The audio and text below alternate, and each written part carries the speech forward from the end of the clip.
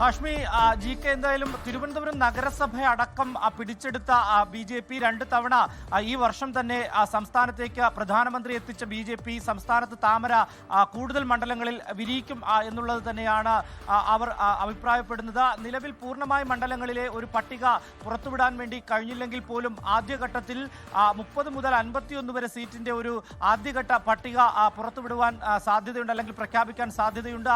ലിസ്റ്റെല്ലാം തന്നെ തയ്യാറായി. ദേശീയ നേതൃത്വം അത് അംഗീകരിച്ചു എന്നുള്ള വിവരമാണ് നമുക്ക് ലഭിക്കുന്നത്. പ്രധാനമായും നേതാക്കൾ, അതായത് പ്രധാന നേതാക്കൾ മത്സരിക്കുന്ന മണ്ഡലങ്ങളായിരിക്കും. അതിൽ എല്ലാ രീതിയിലും ചർച്ചകളെല്ലാം പൂർത്തിയായിട്ടുണ്ട്. അത് പ്രഖ്യാപിക്കും എന്നുള്ള വിവരമാണ് നമുക്ക് ലഭിക്കുന്നത്.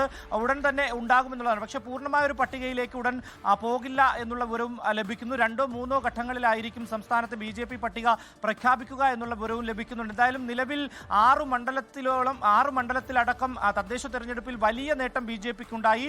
ഈ മണ്ഡലങ്ങളിലെല്ലാം തന്നെ വലിയ മത്സരം കാഴ്ചവെക്കുവാൻ വേണ്ടിയിട്ടുള്ള ഒരു തയ്യാറെടുപ്പ് തന്നെയാണ് BJP നേതൃത്വത്തിന്റെ ഭാഗത്ത് നിന്ന് ഉണ്ടാകുന്നത്.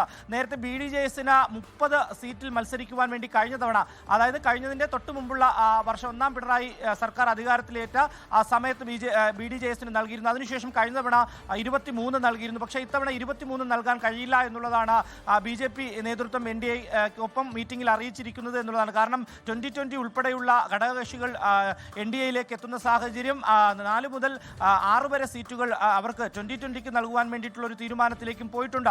എന്തായാലും നിലവിൽ നേതാക്കളുടെ ഒരു മണ്ഡലങ്ങളൊക്കെ തന്നെ നമുക്ക് വിവരങ്ങൾ ലഭ്യമാണ്. നേമത്ത് രാജീവ് ചന്ദ്രശേഖർ തന്നെയാണ്, V മുരളീധരൻ കഴക്കൂട്ടം, അതുപോലെ തന്നെ ശ്രീലേഖ വട്ടിയൂർക്കാവ്, K സുരേന്ദ്രൻ മഞ്ചേശ്വരം, കുമ്മനത്ത് ആറന്മുള, കുമ്മനം രാജശേഖരൻ ആറന്മുള. പക്ഷേ അദ്ദേഹം മത്സരിക്കാനില്ല എന്നുള്ള ഒരു കാര്യം അറിയിച്ചിട്ടുണ്ട്. അങ്ങനെയാണെങ്കിൽ എം ഡി രമേശ് ആറന്മുളയിലേക്ക് വരും. അജയകുമാറിന്റെ പേരും അവിടെ പരിഗണിക്കപ്പെടുന്നു എന്നുള്ളതാണ് ഏറ്റവും പ്രധാനപ്പെട്ട ഒരു കാര്യം. മറ്റൊന്ന് പാലക്കാട് പാലക്കാട് നിന്ന് ശോഭാ സുരേന്ദ്രൻ മാറുകയാണെങ്കിൽ കായംകുളത്തേക്ക് വരാനും സാധ്യതയുണ്ട്.